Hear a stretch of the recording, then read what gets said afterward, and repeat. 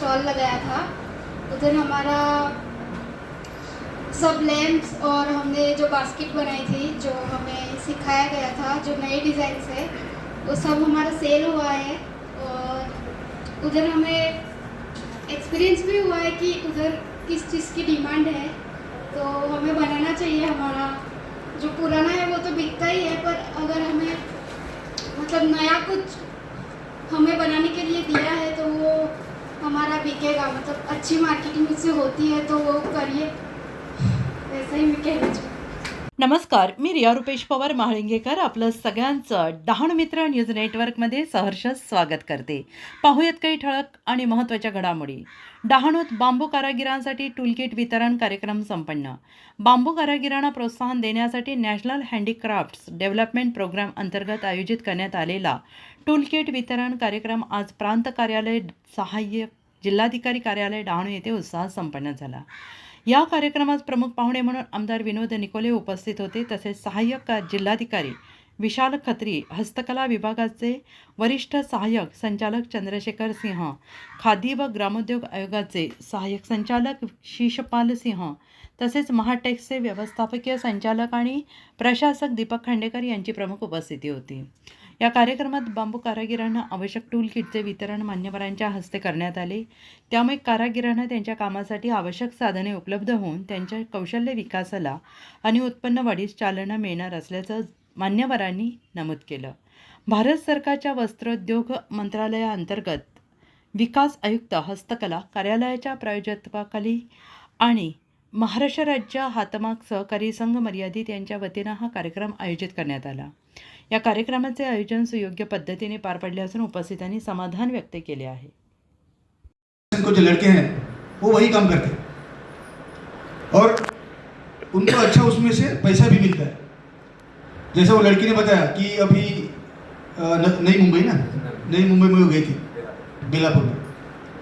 अभी उसका कॉन्फिडेंस बढ़ गया है कि इसमें से हमें अच्छे खासे पैसे मिलते हैं। और आज का संघर्ष क्या है, इसके लिए तो संघर्ष है ना। सब हम उमरगांव में बहुत सारी यहाँ से गाड़ियाँ भर भर के जाती है, काम पे लड़कियाँ जाती है ना, मेरे यहाँ से भी गांव से भी जाती है, वो इको में भर भर के जाती है। तो कहीं ना कहीं हमें काम करना ही पड़ेगा, हम करते भी हैं।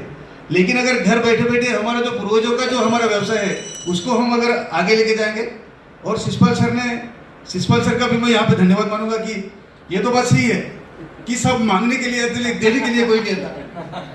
तो शिशपाल सर हमेशा मुझे बोलते, अरे सर कुछ करो, हमारे लोगों के लिए कुछ करो, जो ग्रामीण क्षेत्र में जो लोग हैं उनके लिए कुछ करो।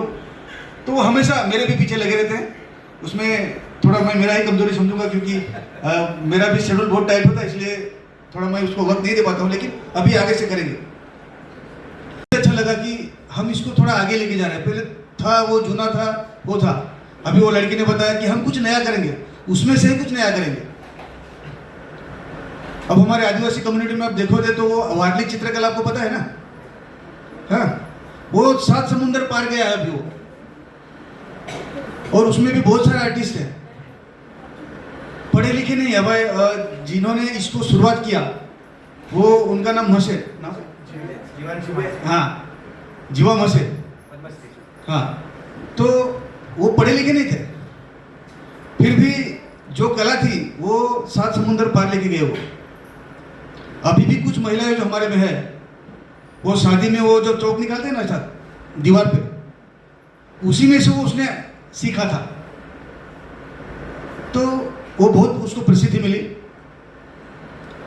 सिर्फ पहले वो एक कला थी, लेकिन उसमें से अभी हमें रोजगार मिल रहा है।